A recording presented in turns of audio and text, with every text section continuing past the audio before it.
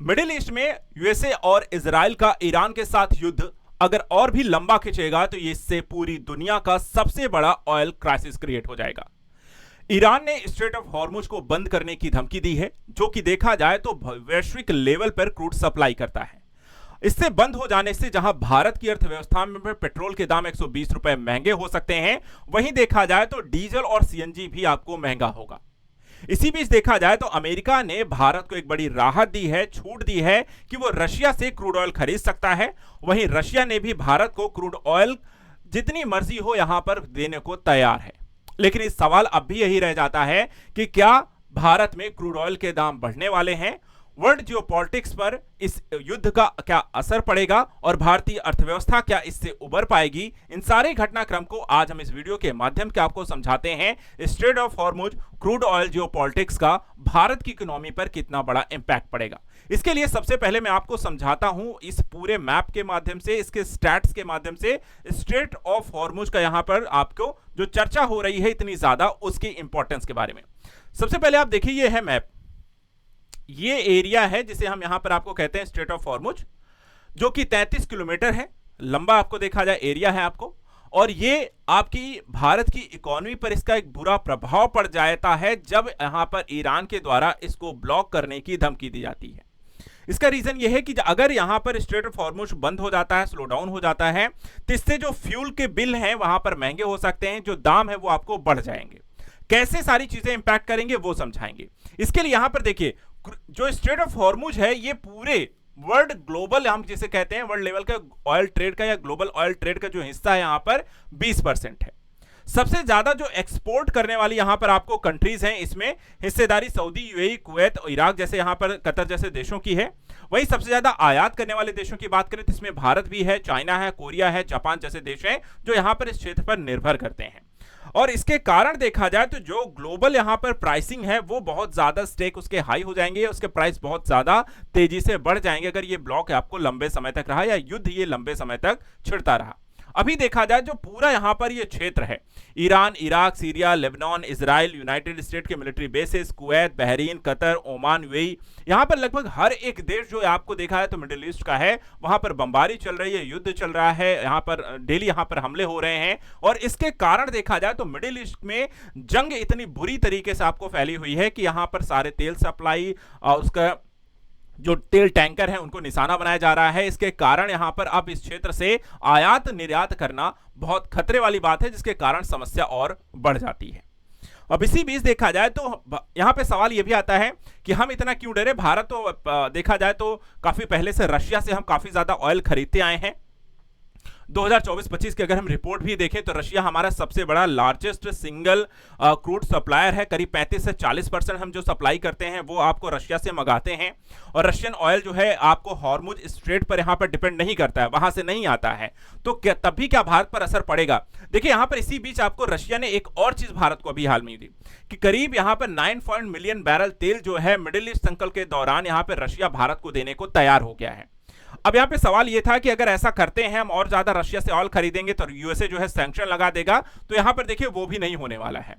America ने कहा है कि यहां पे करीब 30 दिन के लिए हम आपको छूट दे रहे हैं, आप रशिया से क्रूड ऑयल खरीद सकते हैं, हम उस पर किसी भी तरीके का यहां पर सैंक्शन नहीं लगाने वाले हैं। जो भी यहां पर जो शिप आपको इस समय समुद्र में है जहां पे वो लोड हो चुके हैं, आप खरीद रहे हैं, वहां पर हम किसी तरीके का सैंक्शन नहीं लगाने जा रहे हैं, आप खरीदिए वहां पर। यानी कि भारत की क्रूड ऑयल सप्लाई को यहां पर एक तरीके से सुरक्षा, लेकिन यहां पर सिर्फ उसी पर जो कि ऑलरेडी यहां पे समुद्र में है, लोड हो चुके हैं, सिर्फ उन पर यहां पर यह छूट दी गई है।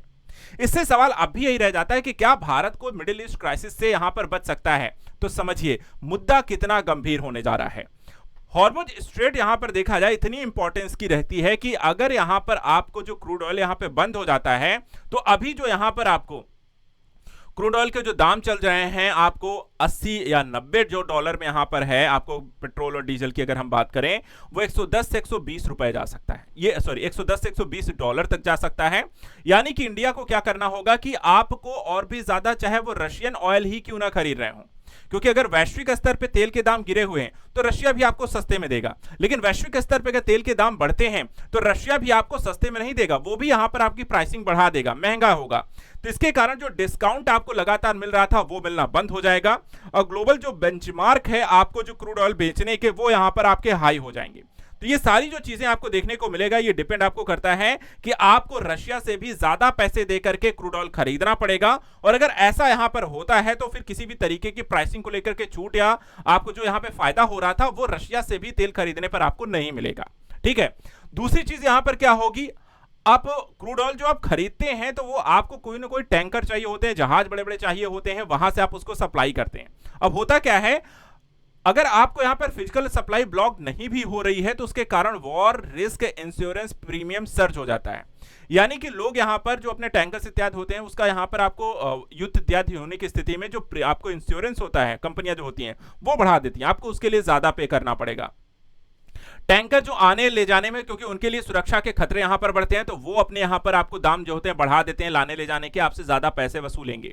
शिपिंग जो होती है वो आपको यहां पर सुरक्षा नहीं मिलेगी तो वो डिले हो सकता है, आपको आने जाने में जो इतना समय लगता था वो बढ़ सकता है, या लंबे रूट लेने पड़ सकते हैं, वो भी आपको महंगाई का आपको रीजन पड़ सकता है। तो ये सारी चीजें क्या होगी, सप्लाई आपको डिले हो सकती है, और ऐसा स्थिति में every dollar added to crude यहां पर, यानी कि भारत के लिए जितना यहां पर चीजों में लेट लतीफी होगी या इंश्योरेंस जो कंपनियां होंगी वो यहां पे दाम बढ़ा देती हैं, या फिर यहां पे जो फ्रेट यहां पर आपको है वो अपने दाम बढ़ा देते हैं, तो इन सब के कारण भारत को ज्यादा पे करना पड़ेगा क्रूड डॉलर, और ऐसी स्थिति में भारत की अर्थव्यवस्था पर जो रूपी इफेक्ट है वो कमजोर होना शुरू होगा। यानी कि दाम जितना ऑयल के बढ़ेंगे डॉलर की डिमांड उतनी ज्यादा होगी, और ऐसी स्थिति में जो रुपए पर है दबाव बढ़ना शुरू हो जाएगा। रुपए पर दबाव जितना यहां पर बढ़ेगा उससे क्या होगा, oil become even more expensive domestically, यानी कि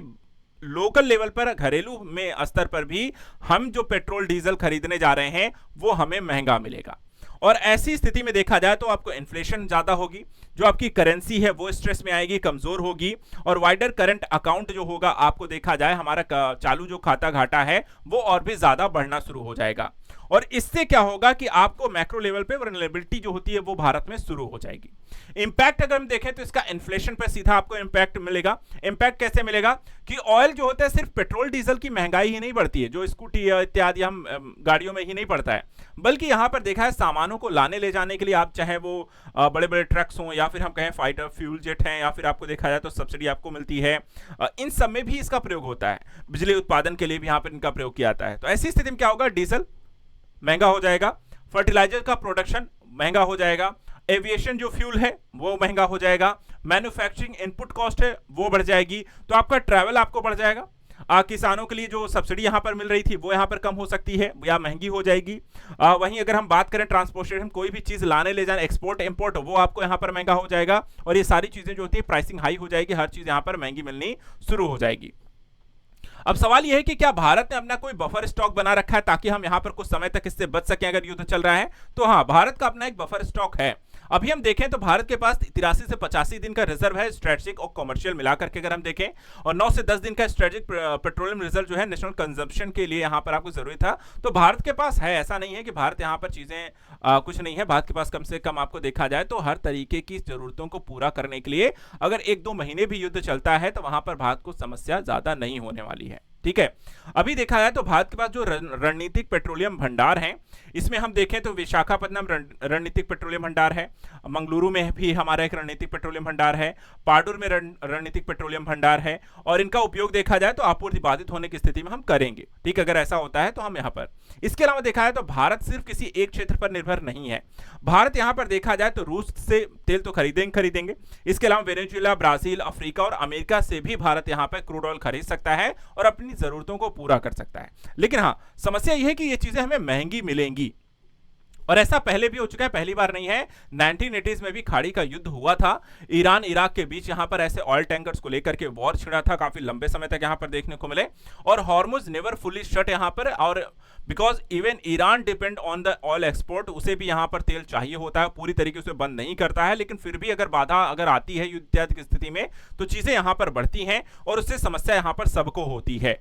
तो यहां पर देखिए क्या है कि 1980s में भी टैंकर को यहां पर बंद किया गया था, और हॉर्मुज पूरी तरीके से बंद नहीं हुआ था, लेकिन जो India, China, Japan, Korea, Europe जैसे जो देश हैं वो इससे यहां पर आपको सीधा प्रभावित होते हैं। इसके अलावा देखा जाए जो क्रूड ऑयल के जो दाम है वो आगे चल करके सिर्फ $120 तक नहीं बल्कि ये बढ़ भी सकते हैं, 110 से 120, 120 से 130 भी आपको हो सकता है। और साथ ही अगर भारत की अगर हम बात करें तो यहाँ पे ज्यादा जो रिस्क होने वाला है कि एनुअल जो क्रूड इंपोर्ट बिल है वो करीब 150 से 180 बिलियन डॉलर तक जा सकता है, जो भारत की इकोनॉमी के लिए अच्छा नहीं है, क्योंकि इससे क्या होगा कि उसको इंपोर्ट करने के लिए जो बिल आएगा वो बढ़ जाएगा, भारत को ज्यादा यहाँ पर पैसे डॉलर पे करने पड़ेंगे, ज्यादा जो फिजिकल जो प्रेशर है यानी कि जो राजकोषीय घाटा है, चालू खाता घाटा है वो बढ़ जाएगा, और हायर यहाँ पे सब्सिडी स्ट्रेस आपको यानी कि भारत सरकार को सब्सिडी ज्यादा पे जो करता है हर जिस क्षेत्रों में वहां पर उसको समस्या हो सकती है, और साथ ही साथ यहाँ पर इन्फ्लेशन भी बहुत ज्यादा बढ़ जाएगा जो भारत के लिए यहाँ पर समस्या है। और ये सिर्फ भारत का एग्जाम्पल मैं दे रहा हूं, इससे सिर्फ भारत ये प्रभावित नहीं होगा, ये वर्ल्ड लेवल पर यहाँ पर जो भी देश क्रूड ऑयल पर निर्भर है,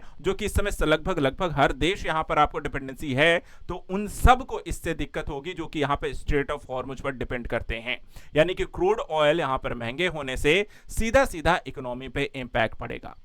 आपको इसको लेकर के क्या कहना है कि अगर आपको स्ट्रेट ऑफ हॉर्मुज समझ में आया, क्रूड ऑयल की डिप्लोमेसी समझ में आई, भारत पर इसके इकोनॉमी पे इंपैक्ट समझ में आया, इसको लेकर के हमें कमेंट करें, और साथ ही यहां पर ऐसे इंपॉर्टेंट न्यूज एनालिसिस के लिए आप हमारे साथ जुड़े रहें। फिलहाल आज के लिए इतना ही। Thank you so much and good luck.